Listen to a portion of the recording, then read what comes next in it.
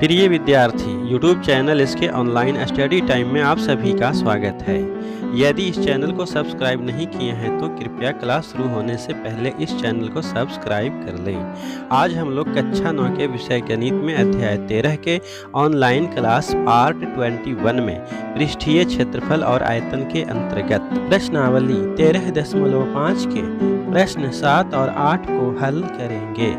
तो प्रश्नों को हल करना शुरू करते हैं।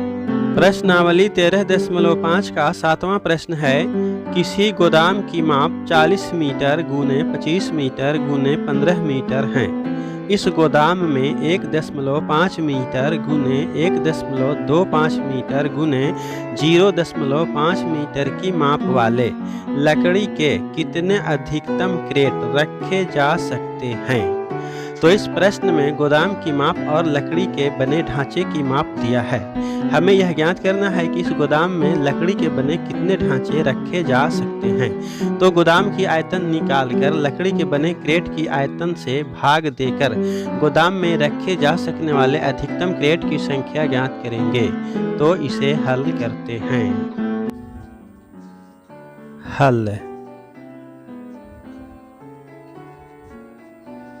गोदाम की माप बराबर 40 मीटर गुने 25 मीटर गुने 15 मीटर है। इसीलिए गोदाम का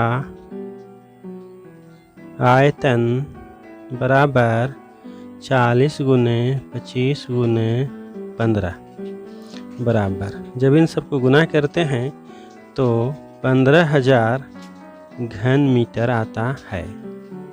अब हम लोग क्रेट की माप और आयतन लिखते हैं। तो लिखते हैं, क्रेट की माप बराबर 1.5 मीटर गुने 1.25 मीटर गुने 0.5 मीटर है।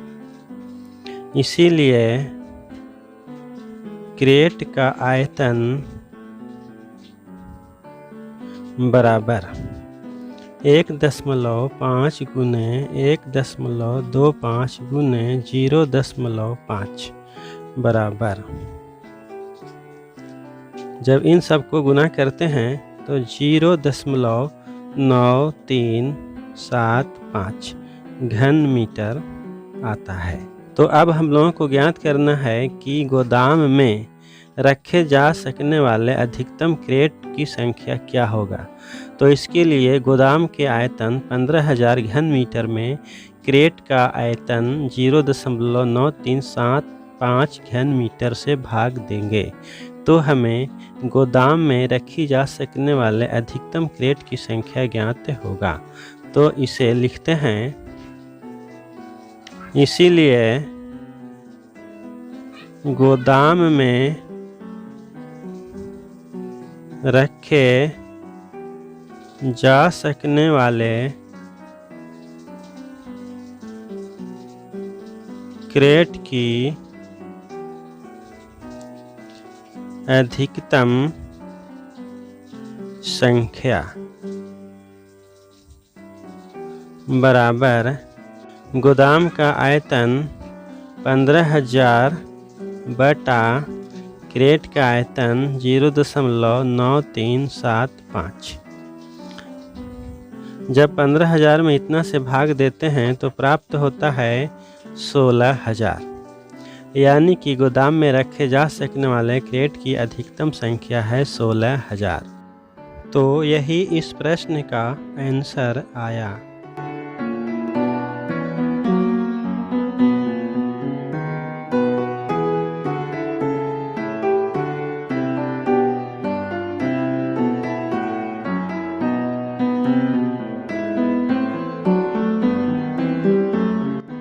प्रश्नावली 13.5 का 8वां प्रश्न है, 12 सेंटीमीटर भुजा वाले एक ठोस घन को बराबर आयतन वाले 8 घनों में काटा जाता है। नए घन की क्या भुजा होगी, साथ ही इन दोनों घनों के पृष्ठीय क्षेत्रफलों का अनुपात भी ज्ञात कीजिए। इस प्रश्न को हल करने से पहले समझते हैं। एक बड़े घन को काटकर 8 छोटे घन बनाए जाते हैं। सबसे पहले बड़े घन का आयतन निकालेंगे, जिसकी भुजा 12 सेंटीमीटर दिया हुआ है। अब इस ज्ञात आयतन को 8 से भाग देकर एक छोटे एवं नए घन का आयतन ज्ञात करेंगे। अब इस आयतन का गुणनखंड विधि से घनमूल निकालेंगे। यही घनमूल नए एवं छोटे 8 घनों के प्रत्येक का भुजा है। अब बड़े एवं छोटे घन का पृष्ठीय क्षेत्रफल निकालकर बड़े एवं एक छोटे घन का पृष्ठीय क्षेत्रफल का अनुपात ज्ञात करेंगे। तो इसे लिखते हैं। हल। बड़े घन का किनारा यानी एक भुजा बराबर 12 सेंटीमीटर है। इसीलिए बड़े घन का आयतन बराबर 12 का क्यूब हुआ बराबर। जब इसे हल करते हैं तो 1728 घन सेंटीमीटर प्राप्त होता है।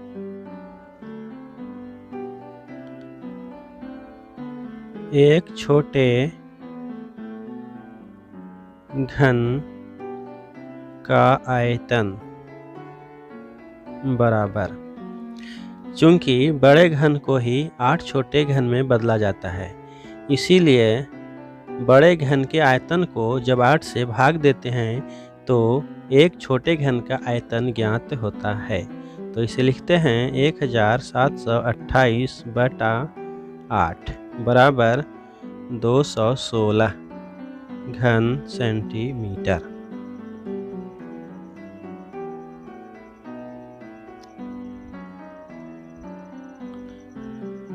इसीलिए छोटे घन की एक भुजा बराबर 216 का घनमूल होगा बराबर घनमूल 216 को हम लोग भाग विधि द्वारा गुणनखंड ज्ञात करेंगे। तो लिखते हैं 216 को भाग देते हैं 2 से, तो 2 एकम 2 0 की 0 2 अठे 16। फिर 2 से भाग देते हैं तो 2 पच्चे 10 और 2 चौके 8। फिर 2 से भाग देते हैं तो 2 दूना 4 और 2 सते 14। अब 2 से भाग 27 में नहीं लगेगा, इसलिए इसे 3 से भाग देते हैं तो 3 27। फिर 3 से भाग देते हैं तो 3 तिया 9, यानी 216 का गुणनखंड होगा 2 गुने 2 गुने 2 गुने 3 गुने 3 गुने 3। तो इसे लिखते हैं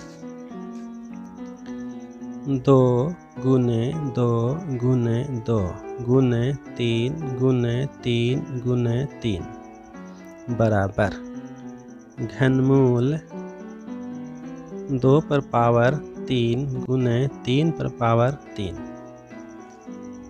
बराबर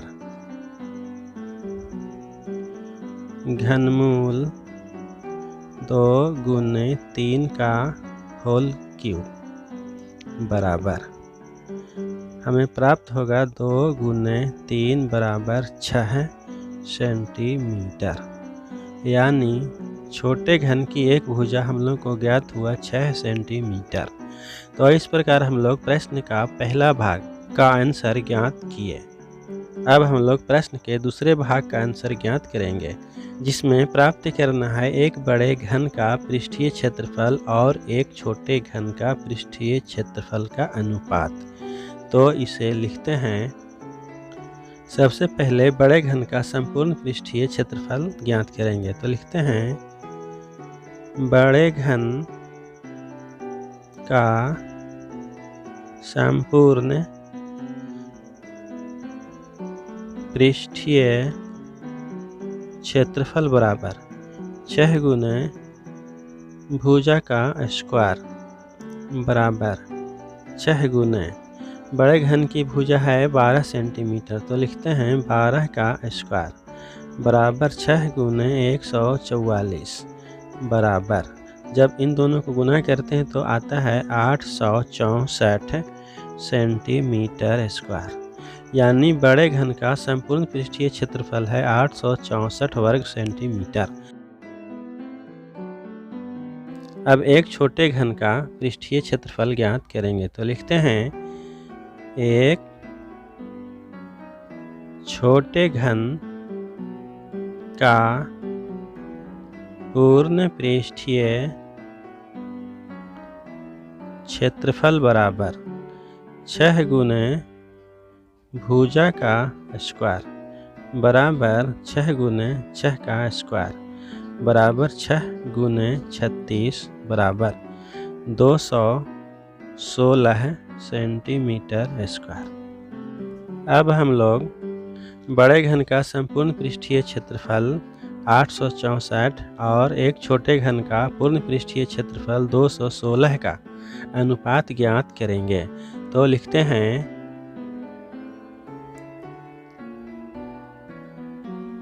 बड़े घन एवं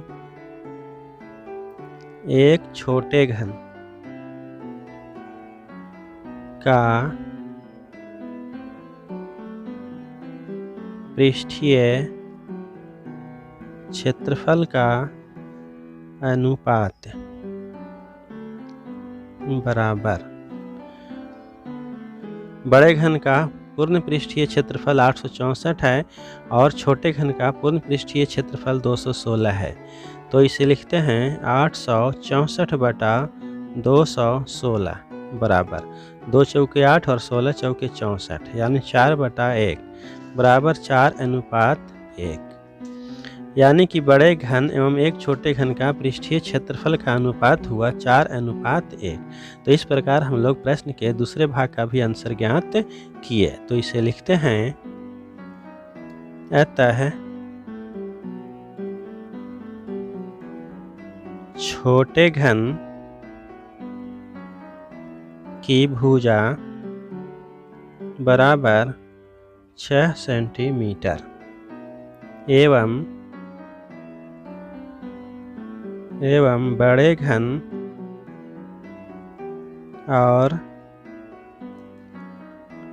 एक छोटे घन